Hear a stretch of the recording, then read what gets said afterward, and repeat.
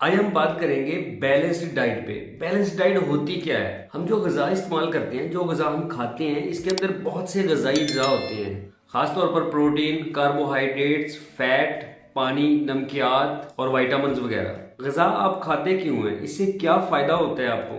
پہلے نمبر پر یہ آپ کو قوت دیتی ہے، توانائی دیتی ہے آپ کے جسم کو۔ دوسرے نمبر پر جسمانی نشو و نما اور آپ کے اعضاء کی ٹوٹ پھوٹ کی مرمت کا سامان بھی مہیا کرتی ہے۔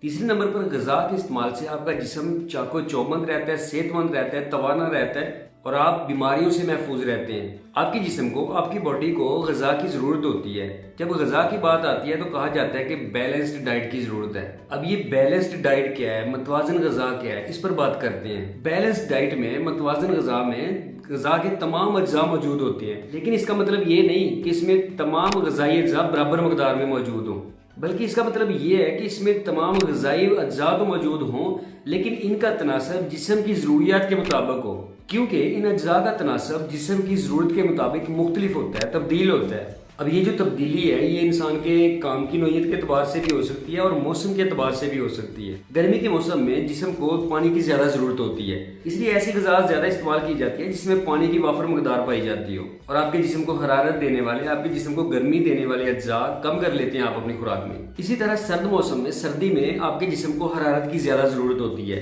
اور آپ اپنی خوراک میں ایسی چیزیں زیادہ استعمال کرنا شروع کر دیتے ہیں جو آپ کے جسم کو حرارت دیتی ہیں زیادہ، اور آپ ایسی چیزیں کم استعمال کرنا شروع کر دیتے ہیں جن میں پانی کی وافر مقدار موجود ہو۔ گرم موسم میں، گرمی میں رسدار پھلوں کا، لسی، دہی وغیرہ کا استعمال زیادہ کیا جاتا ہے اور انڈے گوشت کا استعمال کم کر دیا جاتا ہے۔ اور سرد موسم میں گوشت اور انڈے کا استعمال زیادہ ہو جاتا ہے اور رسدار پھلوں کا اور ایسی چیزوں کا استعمال کم کر لیا جاتا ہے جن میں پانی کی وافر مقدار موجود ہو۔ اب جو لوگ محنت اور مشقت والا کام زیادہ کرتے ہیں، ان کی خوراک میں طاقت اور توانائی والی چیز کی زیادہ ضرورت ہوتی ہے، کاربوہائیڈریٹس کی زیادہ ضرورت ہوتی ہے ان کی خوراک میں۔ اب جو لوگ ذہنی کام زیادہ کرتے ہیں، ان کی خوراک میں دماغ کو طاقت دینے والی اشیاء کا استعمال زیادہ ہونا چاہیے۔ اب اسی طرح بچوں کو تیزی سے بڑھتے ہوئے جسم کے لیے ایسی غذا کی ضرورت ہوتی ہے جس میں پروٹین وغیرہ کا تناسب زیادہ ہو۔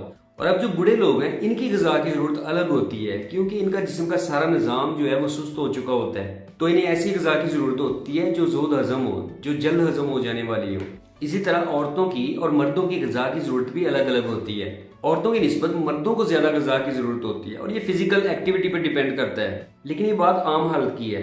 جب عورت پریگننٹ ہوتی ہے، حاملہ ہوتی ہے، تو اس کو دوسری عورتوں کی نسبت خاص خوراک کی ضرورت ہوتی ہے، کیونکہ اب اس کو اپنے علاوہ اپنے رحم میں پل رہے بچے کے لیے بھی غذا کی ضرورت ہوتی ہے۔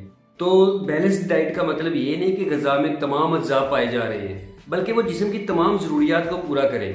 کسی بھی غذا سے بھرپور فائدہ لینے کے لیے اس کو درست طریقے سے پکانا بھی ضروری ہے، کیونکہ بعض اجزاء ایسے ہوتے ہیں جن کو زیادہ پکایا جائے تو ان کی غذائیت ختم ہو جاتی ہے۔ خاص طور پر سبزیوں کو زیادہ پکانے سے ان کی غذائیت کم ہو جاتی ہے۔ ایک صحت مند مرد کو روزانہ تقریباً 2600 کیلوریز کی ضرورت ہوتی ہے، اور ایک صحت مند عورت کو تقریباً 2400 کیلوریز کی ضرورت ہوتی ہے روزانہ۔ کچھ چیزوں کے میں نام اور ان کی مقدار آپ کو بتاتا ہوں کہ یہ روزانہ آپ کو کتنی مقدار میں کھانے چاہیے جس سے آپ کی غذائی ضرورت بھی پوری ہوتی رہے۔ گوشت، انڈا، مچھلی، دالیں وغیرہ آپ کو 200 گرام تک روزانہ لینی چاہیے۔ سٹارچ، کاربوہائیڈریٹس والی غذا، آٹا، چاول وغیرہ 450 گرام تک آپ روزانہ لے سکتے ہیں۔ اب چکنائی، گھی، مکھن، تیل وغیرہ 60 گرام تک روزانہ۔ تازہ سبزیاں، تازہ پھل وغیرہ 300 گرام تک روزانہ۔ اور پانی، یہ تو بہت عام ہے، یہ 2 لیٹر تک کم از کم آپ کو روزانہ پینا چاہیے۔ تو جو بھی کھائیں اعتدال کے ساتھ کھائیں اور اپنا بہت زیادہ خیال رکھیں۔ امید ہے یہ ویڈیو آپ کو پسند آئی ہوگی، تو اس ویڈیو کو لائک ضرور کر دیں اور اس چینل کو سبسکرائب کر دیں تاکہ اس طرح کی مزید انفارمیٹیو ویڈیوز ہم آپ کے لیے لے کر آئیں۔